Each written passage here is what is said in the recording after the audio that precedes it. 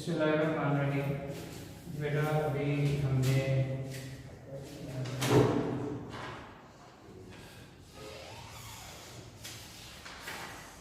नज़र पाकिस्तान के रासत पढ़ रहे थे, ठीक है। उसमें हमने अकायद में तौहीद है, फिर रिसालत है, इबादत में अरकान इस्लाम में नमाज है, ज़कात है, रोज़ा है, हज है, कानून की हुक्मरानी रूल ऑफ लॉ है, अखुवत और मसलाहत है, इक्वलिटी है, ब्रदरहुड है। एंड देन हमने जो नंबर 5 हेडिंग है जस्टिस एंड इक्वलिटी, अदल और इंसाफ। इसकी हेडिंग के साथ हेडिंग डालें मुस्लिम माशरा और अदल और इंसाफ की अहमियत।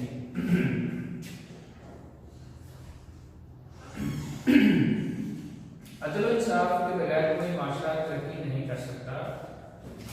भी मैंने आपको प्रीवियस लेक्चर में बताया था कि 1945 में दूसरी जंग अज़ीम में चर्चिल और उसका कमांडर की जो गुफ्तगू हुई थी, तो उसमें चर्चिल ने कहा कि अगर हमारा माशरा, हमारी अदालतें इंसाफ मुहैया कर रही हैं तो हमें कोई नहीं हरा सकता, और अगर हमें खुदा न खासा शिकस्त हुई भी तो हम दोबारा से अपने पाँव पे खड़े हो जाएंगे। और इसी तरह से जब फातिमा रज़ियल्लाहु तआला अन्हा को सिफारिशी के तौर पर आप सल्लल्लाहु अलैहि वसल्लम को भेजा गया कि इस कदम के हाथ ना काटे जाए, क्योंकि ये एक कबाइली सरदार की बेगम है, उसकी बीवी है, तो उसको माफ़ कर दिया जाए। तो आप सल्लल्लाहु अलैहि वसल्लम ने इरशाद फरमाया कि फातिमा अगर इसकी तुम भी होती तो तुम्हारे भी हाथ काट देता। तो ये अदल और इंसाफ की बेटा ये अहमियत है एक मुस्लिम माशरे में, ठीक है। लिहाजा अदल और इंसाफ का तकाज़ा है कि माशरे में हर किसी को उसका हक मिले, ठीक है। जहाँ इंसाफ पर मबनी माशरा होगा वहाँ माशरे की दूसरी खराबियाँ खुद ब खुद ठीक होगी। जहाँ पर इंसाफ होगा वहाँ पर जो माशरे की बुराइयाँ हैं, चोरी है, ज़िना है, डकैती है, कत्ल व गारत है, तो अगर कोई कत्ल करता है, अगर उसको फ़ौरन उसकी सज़ा मिल जाए तो मुल्क में, उस रियासत में ज़ाहिर है कि वो जुर्म कम हो जाएगा। अगर कोई चोरी करता है तो उसके अगर हाथ काट दिए जाते हैं तो वो ज़ाहिर है कि जुर्म कम हो जाएगा। लेकिन अदल और इंसाफ की हुकूमत है, ठीक है, तो वो क्या होगा, वो खराब जो माशरे की खराबी है खुद ब खुद ठीक होना शुरू हो जाती है, ठीक है। क्योंकि इस तरह कोई किसी का हक गज़ब नहीं कर सकेगा, छीन नहीं सकेगा, कोई किसी का हक छीन नहीं सकेगा। सजा के खौफ से कोई बेईमानी या नाइंसाफी का मुर्तकिब नहीं होगा। ये तो वो जब उसे पता होगा कि मैंने ये जुर्म किया है, मैंने ये जुल्म किया है, तो मुझे इसकी सजा जरूर मिलेगी, तो वो जुर्म करने से खौफजदा होगा, बेईमानी नहीं करेगा। अगर कोई दूध में मिलावट कर रहा है, अगर और इस तरह से मुख्तलिफ जगहों पे चीज़ों में मिलावट हो रही है और उनको इल्म हो और उनको पता हो कि अगर हम मिलावट करेंगे, दो नकली करेंगे, झूठ बोलेंगे चीज़ बेचते हुए, हमें इसकी सज़ा मिलेगी। और अगर वो सज़ा पर अमल दरामद शुरू हो जाए तो ये माशरे की बुराइयाँ आहिस्ता आहिस्ता माशरे से ख़त्म हो जाएंगी, ठीक है। तुलूए इस्लाम से पहले, यानी इस्लाम के आने से पहले, अंडरलाइन करें इसको, तुलूए इस्लाम से पहले, इस्लाम के आने से पहले, इस्लाम के ज़ुहूर पज़ीर होने से पहले इस किस्म की बेईमानी के का तसव्वुर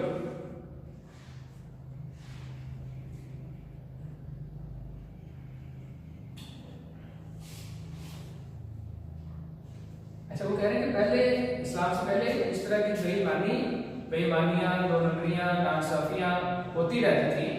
ताकतवर को सजा ना देना, यानी कि ये तसव्वुर था कि जो ताकतवर है, हुक्मरान है, पैसे वाला है, असर रसूख वाला है, उसे पता है कि मैं किसी से सिफारिश कराऊंगा, पैसे दूंगा तो मुझे सजा नहीं मिलेगी। ये इस्लाम से पहले होता था, ठीक है। जबकि कमजोर को सजा देना आम था, जाहिर है वो पैसे वाला नहीं है, सिफारिश नहीं है, तो वो अगर वो सच्चा भी है तो उसकी बात भी सुनी जाती थी और उसको सजा भी मिल जाती थी, ठीक है।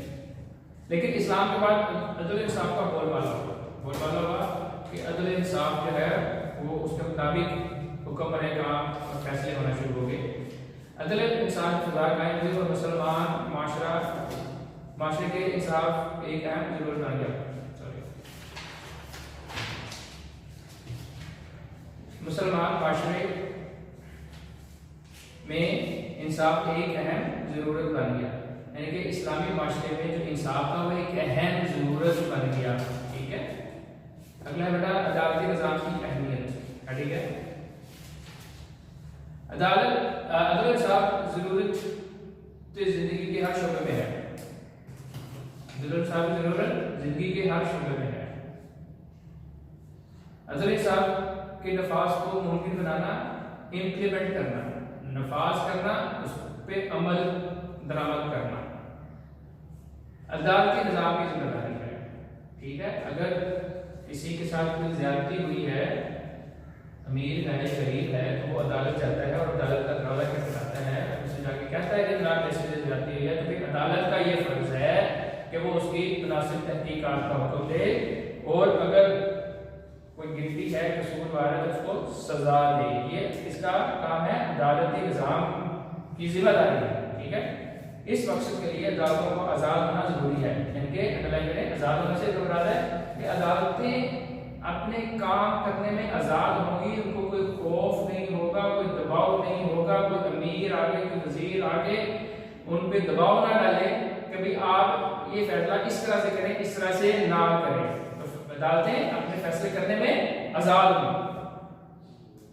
जजों पर किसी किस्म का सियासी दबाव नहीं होना चाहिए, यानी जो जजेस हैं, सुप्रीम कोर्ट के जजेस हैं, हाई कोर्ट के जजेस हैं, उसके नीचे सेशन कोर्ट है, इसके बाद डिस्ट्रिक्ट कोर्ट है, सिविल कोर्ट है।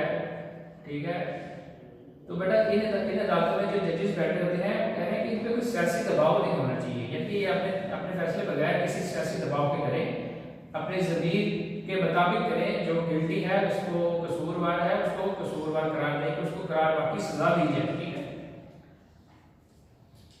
तो जजों पर किसी किस्म का सियासी दबाव नहीं होना चाहिए, ताकि कानून का इतलाक, कानून की इम्प्लीमेंटेशन सब पर यकसा हो, एक जैसी हो, कोई अमीर हो या गरीब, सजा सबके लिए जुर्म के मुताबिक होनी चाहिए।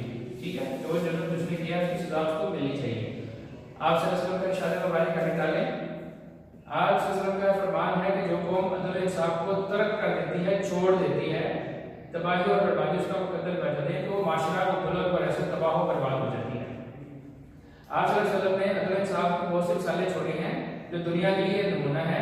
एक दफा कबीला बनु मखजूम की औरत ने चोरी की, जो बेटा आपको मैंने पिछले भी 2-3 लेक्चर में बताया है, चोरी वाला वाकया। तो ये बेटा वही वाकया यहाँ कोड हो रहा है। कबीला बनु मखजूम की औरत ने चोरी की और आप सल्लल्लाहु अलैहि वसल्लम से सिफारिश की, तो आप सल्लल्लाहु अलैहि वसल्लम ने इरशाद फरमाया, बेटा ये इन्वर्टेड कॉमास में लिखना है आपने, तो से पहले कौमें इसलिए तबाह और बर्बाद हो गई कि इनमें जब कोई बड़ा आदमी जुर्म करता था तो उसे सजा नहीं दी जाती थी, और अगर कोई छोटा आदमी जुर्म करता तो उस पर हद लागू कर दी जाती। यानी अगर किसी ने कत्ल किया है तो उसको कत्ल के बदले कत्ल कर दिया जाता है, किसी ने ज़िना किया है तो उसको गोली मार दिए जाते हैं, किसी ने चोरी किया तो हाथ काट दिए, तो उस पर हद देंगे। हद होता है इस्लामी सजाएं, इस्लाम के मुताबिक जो सजा दी जाती है उसे हद कहते हैं। ठीक है, खुदा की कसम अगर फातिमा बिन्त मोहम्मद सल्लल्लाहु अलैहि वसल्लम भी चोरी करती तो मैं उसका भी हाथ काट देता। ठीक है, सही बुखारी किताब खुदा और सजाओं के बयान में हदीस। ठीक है, हदीस नंबर है 6787 का लाइन करें, ये भी एमसीक्यू है। ठीक है, अदल इंसाफ की अहम से इनकार नहीं किया जा सकता, क्योंकि किसी भी माशरे में कानून की बालादस्ती, यानी कानून सब पे भारी है। कानून क्या है? सब पर एक जैसा लागू होना चाहिए, बालादस्ती होनी चाहिए, उसकी अहमियत होनी चाहिए। और माशरा अगर कानून की बालादस्ती होगी, कानून की हुक्मरानी होगी, तो माशरा क्या होगा? दिन दुगनी रात चौगुनी तरक्की करता है, तो माशरा आगे बढ़ता है। ठीक हो गया। ये बेटा अगला लॉन्ग क्वेश्चन एक और है। ठीक है, मैंने यहाँ पे हेडिंग डाली है दो कौमी नजरिए की इब्तिदा और वजाहत। ठीक है, two nation theory, origin and evolutions. ठीक है, लॉन्ग क्वेश्चन है बेटा, इसको मार्क कर लें। बरसगीर के मुसलमानों की मजहबी, सकाफती और समाजी माशी रहनुमाई के हवाले से दो कौमी नजरिया। बरसगीर के जो रहने वाले मुसलमान था उनको मजहबी मामलात अदा करने में दुश्वारी हो रही थी, मुश्किलात पेश आ रही थी। सकाफत, उनको अपना कल्चर को, अपने ट्रेडिशन को, अपने रवायात को, अपने सकाफत को बरकरार रखने में मुश्किलात पेश आ रही थी। माशरे में हिंदुओं के साथ रहना उनके लिए मुश्किल हो रहा था और हिंदुओं के माशरे में मुसलमान जो है वो बिजनेस तिजारत नहीं कर सकते थे। इस हवाले से दो कौमी नज़रिया की इब्तिदा हुई और उसका इब्तिदा एवोल्यूशन, उसमें कैसे आगे बेहतरी हुई, कैसे डेवलपमेंट हुई, ठीक है, इसको बारे में डिस्कस करेंगे। ठीक है, दो कौमी नज़रिया हेडिंग है इब्तिदा और इर्तिका टू रीजन एंड एवोल्यूशन। इसके बाद सब हेडिंग है दो बड़ी अक़वाम। दो कौमी नजरिए से मुराद बरसगीर पाक में दो बड़ी कौमें हिंदू और मुसलमान हैं, तीन, ठीक है। ये दोनों कौमें सदियों तक एक साथ रहने के बावजूद आपस में घुल मिल ना सके। मतलब है कि आप 712 को जब मोहम्मद बिन कासिम आए और इसके बाद बहादुर शाह जफर 1857 में उनका इक़्तिदार छीन लिया गया और अंग्रेज़ों ने बरसगीर पर अपनी हुक्मरानी शुरू कर दी, तो आप देखें तकरीबन 800 सदियां बन जाती हैं। तो इतनी सदियां साथ रहने के बावजूद आपस में घुल मिल ना सके, आपस में इमर्ज ना हो सके, बिकॉज ऑफ क्योंकि उनका मजहब डिफरेंट था। ठीक है, दो कौमी नजरिए की बुनियाद पर मुसलमानों का अलग तशख्खुस है, यानी कि अलग पहचान है। दो कौमी नजरिया मुसलमानों की एक अलग पहचान है। पाकिस्तान दो कौमी नजरिए की बुनियाद पर कायम हुआ। ठीक है, हम पढ़ते हैं पीछे। दो कौमी नजरिए का नस्बुल ऐन ये था, मकसद ये था, नस्बुल ऐन था, मकसद ये था कि इस्लाम के दो कौमी तसव्वुर की बुनियाद पर दो कौमी तसव्वुर, टू नेशन थ्योरी, यानी कि हिंदू और मुसलमान, हिंदुस्तान के मुसलमानों की कैसी आज़ाद रियासत कायम की जाए, यानी कि मुसलमान एक ऐसी आज़ाद रियासत बनाए जहाँ पर वो अपने मजहब और इकायद और इस्लाम और आप सल्लल्लाहु अलैहि वसल्लम की तालीमात, कुरान पाक के जो असूल हैं उस पर उस तरह की एक रियासत बनाए और उसके हुक्म हकाम पर अमल करें। ठीक है, तो अपनी इंफरादी और इज्तिमाई असूलों के मुताबिक ज़िंदगी गुजार सकें, यानी कि इस्लाम की जो इंफरादी अमाल है वो भी इस्लाम के मुताबिक है, कुरान और सुन्नत के मुताबिक है, आप सल्लल्लाहु अलैहि वसल्लम के मुताबिक है। अगर हम मिल के कोई ज़िंदगी गुजारते हैं तो भी इस्लाम के मुताबिक होनी चाहिए। ठीक है, बरसगीर की दो कौमी नजरिए की इब्तिदा, टू नेशन स्टोरी इन सब कॉन्टिनेंट, कब और कैसे स्टार्ट हुई बेटा। ठीक है, तो मैंने पिछले लेक्चर में बताया था मोहम्मद बिन कासिम 712 में इन्वेड किया जब सिंध ने, तो ये इब्तिदा उस वक्त शुरू हो गई थी। ठीक है, बरसगीर में दो कौमी नजरिए की इब्तिदा मुसलमानों की आमद और मोहम्मद बिन कासिम की फतह सिंध से हुई। मोहम्मद बिन कासिम की फतह सिंध से हुई। मुसलमानों की आमद कब हुई? जब सिंध को फतह किया गया। किसने फतह किया? मोहम्मद बिन कासिम ने। कब किया? 712 डलाए करें एमसीक्यू में। अरब नौजवान सिपहसालार मोहम्मद बिन कासिम ने सिंध के राजा तारिक को शिकस्त दी। उस वक्त सिंध का जो हुक्मरान था राजा तारिक।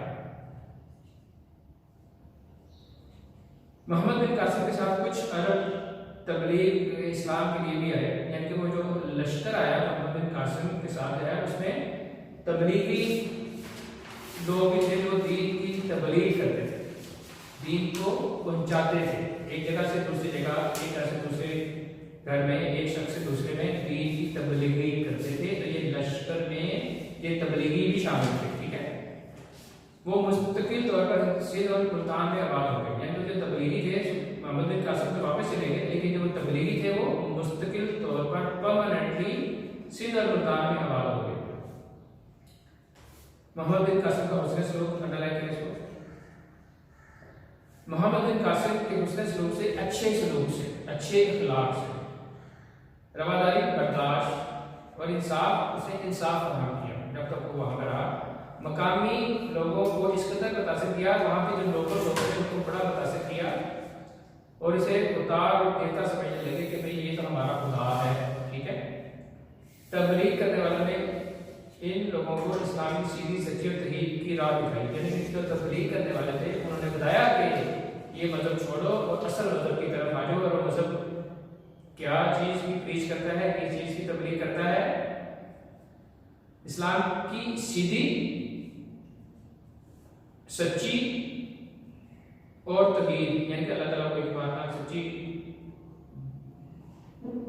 सच्चा ट्रूथफुल, ठीक है, सीधा राइट पाथ, ठीक है, राह दिखाई, ठीक है। ये लोग बखुशी दायरे इस्लाम में दाखिल हो गए जब तबलीगी जमात ने इस्लाम की खुसूसियात बताई, और तो ये लोग बखुशी खुशी दायरे इस्लाम में दाखिल हो गए। अगला बैठा है दूसरा दौरे हुकूमत, गजनवी दौरे हुकूमत अल्लाह का।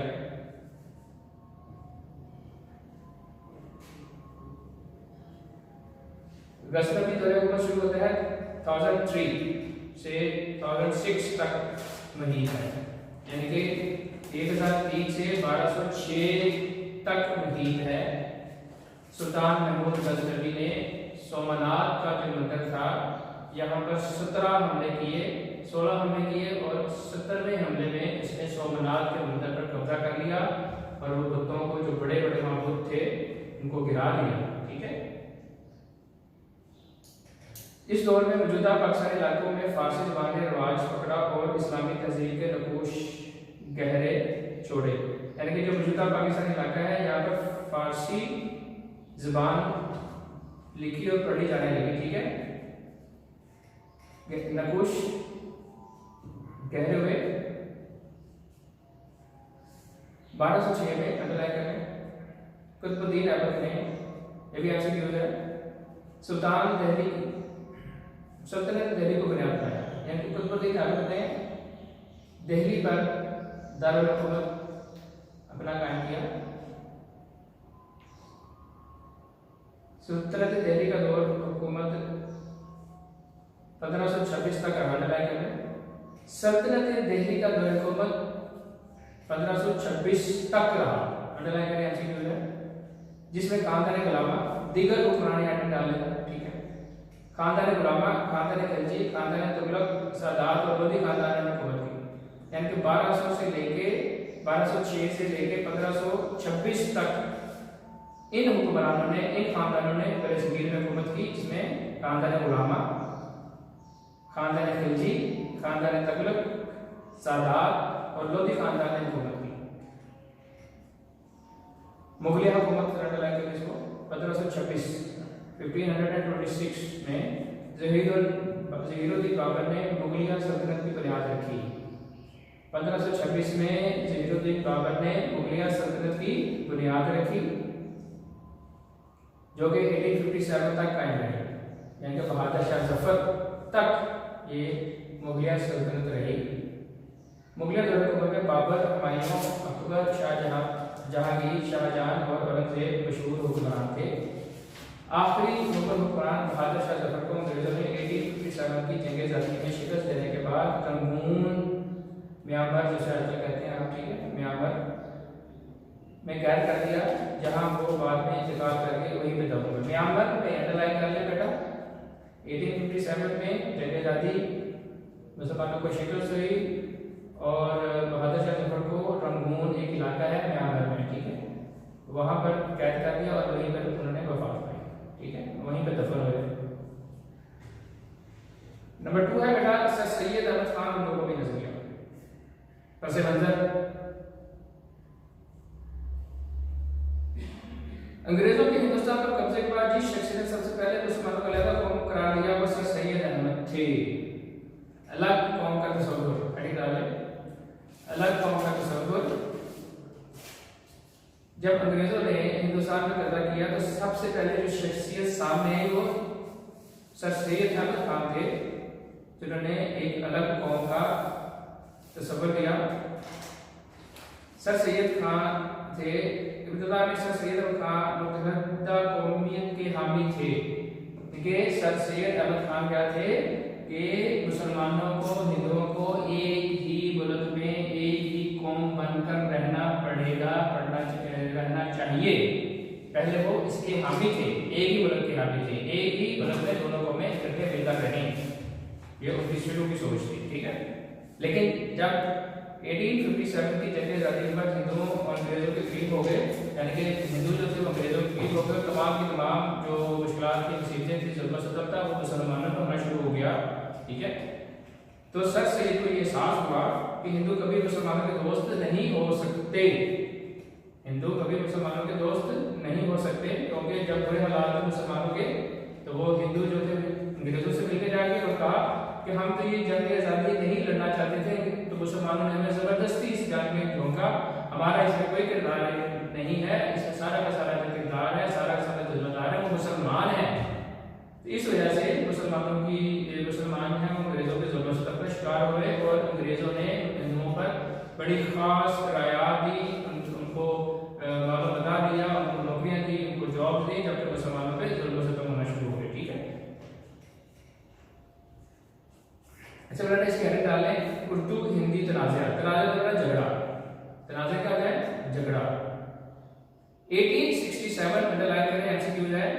1867 में बनारस, ये हिंदुस्तान का एक शहर है, उर्दू हिंदी तनाज़े के मौके पर, यानी कि वहाँ पर किसी वो मुशायरे में गए होंगे, किसी स्पीच में गए होंगे, कोई किसी इजलास में गए होंगे, तो वहाँ पर बहस चल गई कि वो उर्दू में पढ़ना है, उर्दू में तकरीर करनी है, हिंदू में तो हिंदू कह रहे थे हिंदी में करनी है, और सर कह रहे थे उर्दू में करनी है, तकरीबन ये इस किस्म का मामला था। तो ये तनाज़ा, ये झगड़ा शुरू हो गया। ठीक है, आपने वाज़ेह ऐलान कर दिया, उर्दू हिंदी तनाज़े के मौके पर आपने वाज़ेह दो टोक ऐलान किया कि मुसलमान हिंदू अलग अलग कौमें हैं, और इसके बाद उन्होंने मुसलमानों की तलीमी और सियासी मैदान में तरक्की के लिए जद्दोजहद का आगाज शुरू कर दिया कि मुसलमानों को के लिए तलीमी इंस्टीट्यूशंस बनाए गए, मुसलमानों के सियासत के बारे में बताया गया कि आपने कैसे सियासत करनी है, किस तरह की सियासत करनी है। ठीक है, और तलीम की अहमियत के बारे में बताया। ठीक है, इस सिलसिले में तलीमी तरक्की के लिए एमए और हाई स्कूल और कॉलेज का क्या अहम इक़दाम अंडरलाइन है बेटा, MAO है बेटा।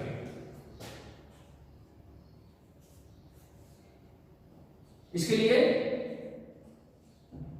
इस सिलसिले में तरक्की के लिए MAO बेटा ये स्कूल था उस वक्त, इस वक्त ये लाहौर में पाकिस्तान में MAO कॉलेज भी है, मोहम्मदन ओरिएंटल कॉलेज भी कहते हैं इसको, मोहम्मदन ओरिएंटल कॉलेज MAO।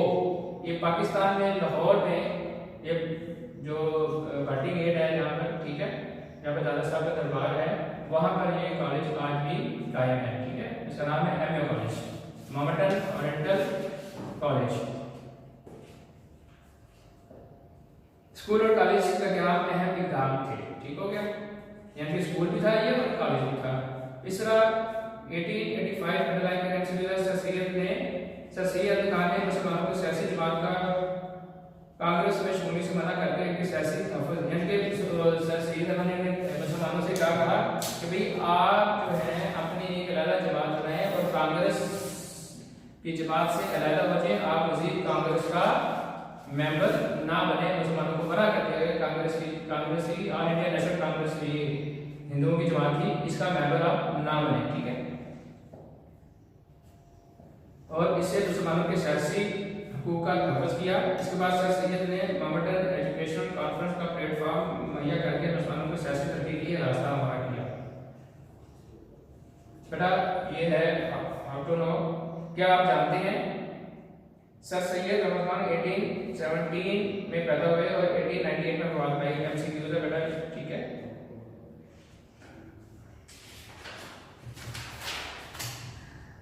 इसके बाद नंबर 3 है चौधरी रहमत अली और नबवी नजरिया। चौधरी रहमत अली एंड मोनेशन थ्योरी। चौधरी रहमत अली इस्लामिक कॉलेज लाहौर के नाम पर मशहूर तालिब इल्म थे। ठीक है, इस्लामिक कॉलेज सिविल लाइन बेटा, ये भी पार्टी गेट के पास है। जनवरी 1931 में उन्होंने कैम्ब्रिज कॉलेज में कानून की शोबे में तालीम हासिल के लिए आला तालीम के लिए दाखिला लिया। कैम्ब्रिज बेटा इंग्लैंड की ये कॉलेज है। ठीक है, तो अंडरलाइन करें 1931 में उन्होंने कैम्ब्रिज कॉलेज में कानून के शोबे में आला तालीम के लिए दाखिला लिया 1931 में। किसके तालीम? कानून की तालीम के लिए, लॉ की डिग्री हासिल करने के लिए कैम्ब्रिज कॉलेज में दाखिला लिया। अगला ये बेटा ये भी एमसीक्यू है। 1933 में आपने लंदन में पाकिस्तान नेशनल मूवमेंट अंडरलाइन कर लें, बुनियाद रखी। 1933 में पाकिस्तान नेशनल मूवमेंट की बुनियाद रखी। एक जमात बनाई पाकिस्तान नेशनल मूवमेंट के नाम से। फिर इस तरह से 28 जनवरी 1933 उन्होंने अब या फिर कभी नहीं, नाउ और नेवर के अनवान से 4 सफ़ा पर मुश्तमिल किताबचा जारी किया। नाउ और नेवर के नाम से 4 सफ़ा पर मुश्तमिल किताबचा, एक बुकलेट थी 4 पेजेस की थी, उसको जारी किया। इसका बेटा हेडिंग बना लेना, किताबचा नाउ और नेवर, किताबचा नाउ और नेवर। ये कितने पेज में मुश्तमिल था? 4 सफ़ा पर मुश्तमिल था। अब या फिर कभी नहीं, जो तहरीक पाकिस्तान के लिए मजबूत दीवार साबित हुआ। ये किताबचा तहरीक पाकिस्तान की बुनियाद बना, ये किताबचा तहरीक पाकिस्तान की बुनियाद बना। और बरसगीर के मुसलमानों के साथ दीगर कौमों भी लफ्ज़ पाकिस्तान से आशना हुई, और इसमें इस किताबचे में लफ्ज़ पाकिस्तान तजवीज़ किया गया। तो वज़ीर अहमद अली ने लफ्ज़ पाकिस्तान इस किताबचे में तजवीज़ किया, तो दुनिया की दूसरी कौमें भी इस लफ्ज़ पाकिस्तान से आशना हुई, उनको पता चल गया कि पाकिस्तान के नाम से एक नई रियासत बनने वाली है, एक कॉन्सेप्ट, एक तस्वर उजागर हो गया। ठीक है, अलग कौमियत हेडिंग डालें। चौधरी रहमत अली ने 2 कौमी नजरिए की वजाहत करते हुए फरमाया, शॉर्ट क्वेश्चन भी है, 2 कौमी नजरिए की वजाहत करते हुए चौधरी रहमत अली ने क्या फरमाया? शॉर्ट क्वेश्चन है, बरसगीर में कई अक़वाम हैं, इनमें 2 बड़ी कौमें हिंदू और मुसलमान हैं, जो सदियों से एक साथ रहने के बावजूद आपस में घुल मिल ना सकी। इनके बुनियादी असूल और रहन सहन के तरीके एक दूसरे से इस कदर मुख्तलिफ है कि सैकड़ों बरस की हमसायगी, ठीक है, ये घर के साथ दूसरा घर, इसको हमसायगी कहते हैं। ठीक है, और एक हुकूमत के ज़ेरे साया और हुकूमत भी एक थी, बावजूद इनमें मुश्तरका कौमी का तस्वर पैदा ना हो सका, इसमें एक कौमियत का तस्वर पैदा ना हो सका। उन्होंने कहा कि हिंदुस्तान में एक अलग कौमियत है और पाकिस्तान में एक अलग कौमियत है। ठीक है, क्या आप जानते हैं बेटा? इसको जरा देख लें। तो रहमत अली 1897 में पैदा हुए। आपने इस्लामिया कॉलेज लाहौर और कैम्ब्रिज यूनिवर्सिटी बरतानिया से तालीम हासिल की। ठीक है, अगला बेटा है हिंदुस्तान में मुसलमानों की माशी महरूमी, economic deprivations of Muslims in India. बेटा इसको थोड़ा सा ब्रीफ कर लेते हैं कि जब 1857 की जंग आज़ादी में मुसलमानों को शिकस्त हो गई और हिंदू जो थे वो देखा कि भाई अब तो हमारी शामत आ जाएगी, तो वो ने क्या किया कि वो अंग्रेजों के साथ जाकर मिल गए, क्योंकि इसमें महाराजा कोई कसूर नहीं था, ये तो सारा का सारा जो प्लान था, ये मनसूबा था, ये मुसलमानों ने बनाया था, हमें तो ज़बरदस्ती शामिल कर लिया था। तो वो जब अंग्रेजों ने वो जो अंग्रेजों से मिल गए, ठीक है, तो फिर तमाम का तमाम जो जुल्म और सितम था, जो नाइंसाफी थी, वो मुसलमानों पर टूट पड़ी। ठीक है, तो मुसलमान इसका पूरी तरह से शिकार हो गए। ठीक है, तो ये माशी महरूमी यानी कि मुसलमान इकोनॉमिकली, माशी तौर पर, पैसे के तौर पर, तिजारत के तौर पर बदहाल हो गए। उनकी नौकरियां, उनकी बिजनेस, उनकी प्रॉपर्टीज, उनकी जायदादें उनसे छीन ली गई। ठीक है, तो ये थी माशी महरूमी। ठीक है, नंबर 1 है बेटा, पॉइंट है अंग्रेजों ने ईस्ट इंडिया कंपनी, अंडरलाइन करें बेटा, आंसर है 1600 में कायम की। अंडरलाइन कर लें, ईस्ट इंडिया कंपनी 1600 में कायम की। बेटा ये कंपनी उस वक्त जहांजेब मुल्क का बादशाह था, तो उस वक्त अंग्रेजों ने पाकिस्तान सब बस बरसगीर में और हमने तजारत करनी है, इसकी इजाज़त दी जाए, उसकी हमने कंपनी बनाई है, उसका नाम ईस्ट इंडिया कंपनी है, हमें ये बनाने की इजाज़त दी जाए। तो फिर वो मुगल हुक्मरान जो था उसने ईस्ट इंडिया कंपनी बरसगीर में बनाने की इजाज़त दे दी। ठीक है, तो कब बनाएगी? 1600 में। ठीक, टाइम दी गई। कंपनी हिंदुस्तान में ऐसी माशी पॉलिसियां बनाती थी, यानी कि ऐसी इकोनॉमिक पॉलिसीज बनाती थी जिसका ज़्यादा से ज़्यादा माली फायदा खुद अंग्रेजों को होता था, यानी कि वो ऐसा प्लान बनाती थी, इकोनॉमिकली जो प्लान बनाते थे उसका फायदा किसको होता था? अंग्रेजों को होता था। माली फायदा किसको होता था? वो अंग्रेजों को होता था। ठीक है, टैक्स की भरमार हेडिंग डाल लें। अंग्रेजों ने अपनी सनत और तजारत के तहफ़्फ़ुज़ के लिए, यानी अंग्रेजों ने अपने वहाँ पे जो सनतें लगाई थी, अपनी जो इंडस्ट्री लगाई थी, उसमें जो तजारत करते थे उसको तहफ़्फ़ुज़ देने के लिए, उसको मजबूत करने के लिए हिंदुस्तान के वहाँ पर भारी टैक्स लगाए। ठीक है, जिससे मुसलमान भी मुतासिर हुए। मुसलमानों की माशी बदहाली है, ठीक है।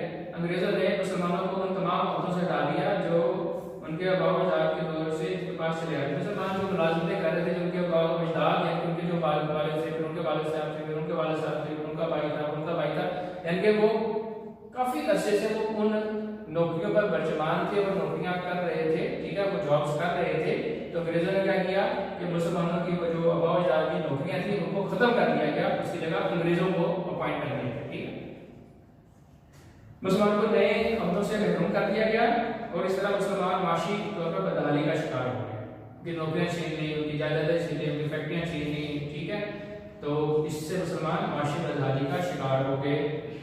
अंग्रेजों ने हिंदुओं को मामूली अहदों पर तरक्की देकर आला अहदों तक पहुंचा दिया, यानी कि जो मुसलमान जो काबिल थे, जो डिजर्व करते थे वो इस नौकरी में रहना चाहिए, उनको निकाल दिया गया। और जो हिंदू थे, जो डिजर्व भी करते थे, वो काबिल भी नहीं थे, उनके पास अहलियत भी नहीं थी, उनको वो नौकरियां दे दी गई, ठीक है।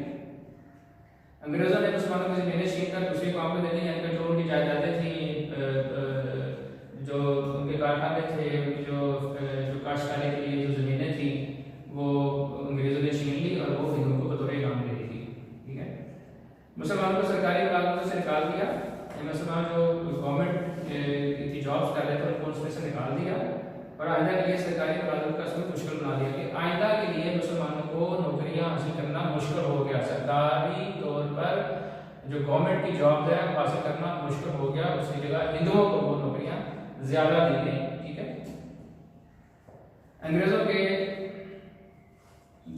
अगली पॉइंट है, अंग्रेजों के दौर में बंगाल में अमन अमान की खराबी के बायस मुनासिब ज़राअत न होने से इस जिनास की किल्लत हो गई।